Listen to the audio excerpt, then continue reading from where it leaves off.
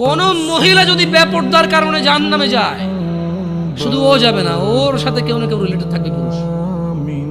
Could be father, বাপ হইতে পারে, বড় ভাই হইতে পারে, তারপর হচ্ছে স্বামী হতে পারে।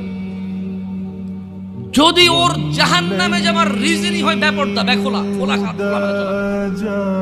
মানুষ হাজার রিজনে জাহান্নামে যেতে পারে। আল্লাহ সবাইকে ক্ষমা করুন এবং হিদায়াত দান করুন, আমিন।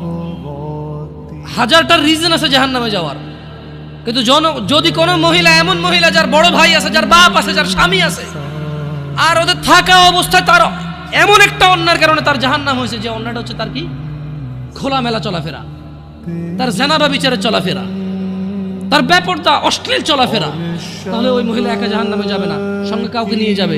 এবার যে লোকটা সংশ্লিষ্ট সময়ে দায়িত্ববান ছিল সে যাবে সঙ্গে। এটা খুব সিম্পল লজিক, কিন্তু কান টানলে কি আসে? কান টানলে কি আসে?